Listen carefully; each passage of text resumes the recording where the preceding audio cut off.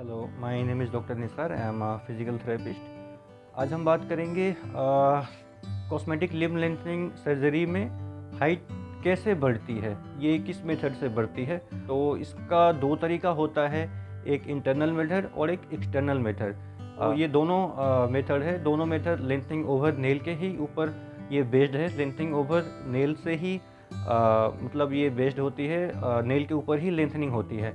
External method में क्या होता है, जैसे फीमर के लिए रेयर लोड फिक्सेटर यूज़ करते हैं जिसको मोनोरेल कहते हैं। मोनोरेल से होता है। और अगर हम ये सर्जरी अगर टिबिया में कर रहे हैं तो टिबिया के लिए एलिजारो एपरेटस यूज़ होता है।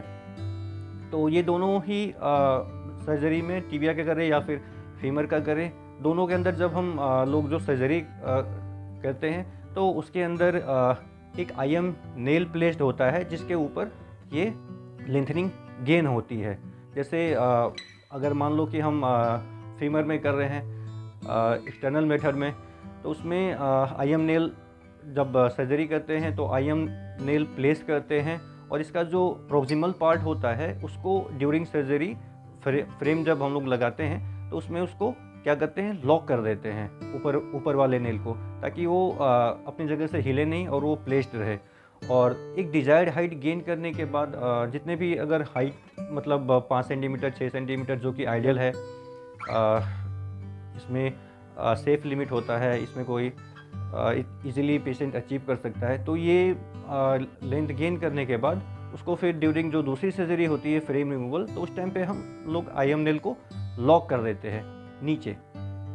ये सेम चीज़ टिबिया के लिए भी होता है। अगर टिबिया की सर्जरी कर रहे हैं एक्सटर्नल सर्जरी, तो उसमें भी आईएम नेल प्लेस्ड होता है जो कि प्रोक्सिमल पार्ट लॉक होता है और डिस्टल वाले को ऐसे छोड़ दिया जाता है। डिस्टल वाला ड्यूरिंग वही सेकेंड सर्जरी जब होता है फ्रेम रिमूवल का, तो उस टाइम पे डिस्टल पार्ट को उसको लॉक किया जाता है। तो ये तरीके होते हैं फीमर के लिए और टिबिया के लिए। ये एक्सटर्नल मेथड है।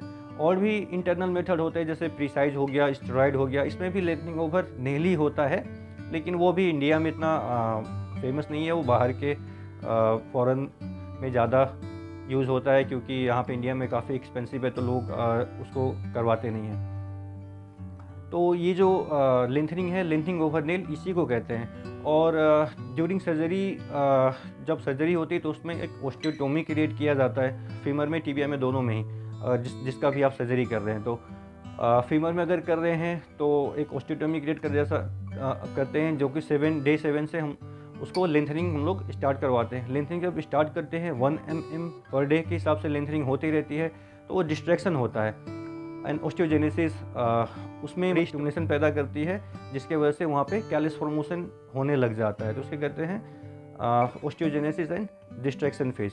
उसके बाद क्या होता है, कॉन्सिडिलेशन होता है। बोन जैसे जैसे आप हाइट गेन करते रहते हैं, धीरे धीरे उसमें कैलस फॉर्मेशन होता रहता है। जब ड्यूरिंग लेंथनिंग कैलस आपको थोड़ा सा कम दिखता है, क्योंकि डिस्ट्रैक्शन फेज में होता है, इसलिए कैलस आपको थोड़ा सा कम दिखता है। बट एक बार फ्रेम निकलने के बाद इसका जो है हीलिंग वो थोड़े अच्छे से होता है, थोड़े स्पीड से होता है, तो वो थोड़े अच्छे से दिखता है। एक फ्रेम निकलने के बाद इसका जो है बोन हार्डली थोड़ा हार्ड हो जाता है, कॉन्सेंट्रेट जल्दी होने लग जाता है।